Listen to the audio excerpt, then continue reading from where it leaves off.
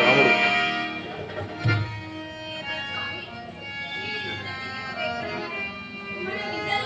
జరుపుకుందామని అన్ని సమకూర్చుకున్నారు. నరకాసురవధితో నవశకారణం మన ప్రదేశం అంతా దీపావళి కృష్ణుడు కృష్ణుడా అమరావతి వలె ద్వారక ఆనంద కేలీశాలైనది. అందరినీ సందర్శించవలే, సమాధానపరచవలే. ఇప్పటికైనా రాణించారు. పువ్వంపు బందీ అని ఏ కాలిందియో ముచ్చట తీర్చి మిమ్మల్ని సత్య కృష్ణుడు సత్యభామ ప్రియుడని నేటికి సార్థకమైనది. నీ కీర్తి కిరీటంలో నేను వజ్రమై భాషిస్తున్నానని అందరూ సంబరపడుతున్నారు. నయమే, ఇప్పటికైనా రాణించి పువ్వంపు పొంచి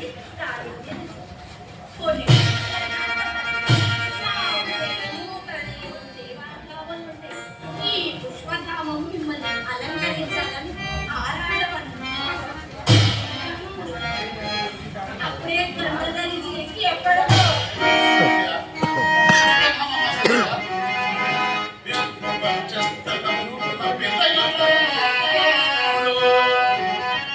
ఒక మాలిక పేరవు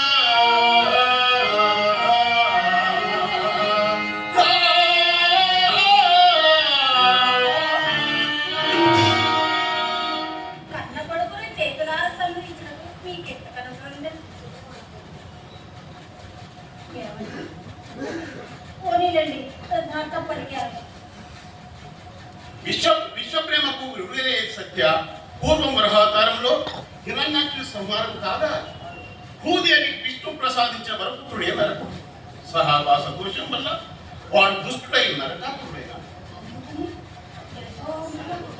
కన్నుబడితే చేతి రాకుండా నీకెంత కనికరం లేదండి. కనికరం అసత్య ధర్మ సంస్థాపనం అనేది విధి విరామం లేని ఒక మహాక్రతువు. అట్టి యజ్ఞకుండంలో ఆత్మీయులు లేని మహామౌలు సామ్రాజ్యులు తుదకు సర్వస్వం మహాస్థాయిలను చింతలేదు. అప్పుడైన నవ్య ప్రపంచం విడిచి శాంతి నివాసంగా వర్ధిల్లుతుంది. రోజు పురుళ్ళు పోసుకునే పుణ్య భూమికి పుట్టే వాళ్ళంతా అలాగే ఉంటే చాలా ముల్లోకాలు వీళ్ళు ఏమి చేస్తున్నారండి. అందుకే ఎంతో నిదానించాను, ఎన్నాళ్ళో ఆగాను, పృథ్వీపుత్రుడని ఊరకున్నాను. కానీ వానికి దోసుకు వచ్చింది, నీ పేరు ముందుకు వచ్చింది.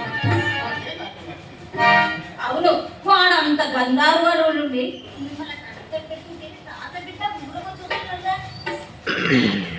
అందుకే ప్రాజ్ఞోపేషమేమి ఈ భారతావళియే నీకు మంగళారతిస్తున్నాను. మీరు దీపమై మీ వినకు మాత్రమే నేనుంటే అదే కలుగులు ఉండండి, ఆర్తి తెస్తాం.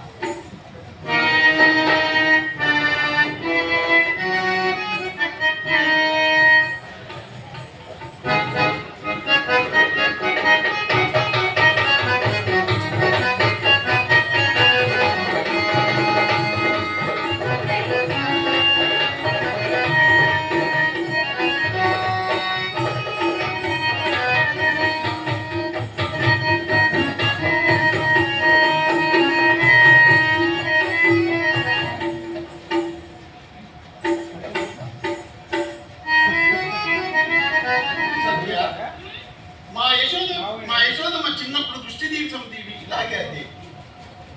వేలాది స్త్రీలకు తిరిగితే సృష్టి రాధా స్వామి. కాదు సత్య, ఒకసారి అనగా లాలి పాటకు నిద్రపోని నా చిన్నారి వయసులో మా అమ్మ జోకొట్టుతూ చెప్తున్నది. మీరు నేను ఊకొట్టుతూ చూస్తున్నాను. ఏమన్నా సత్య,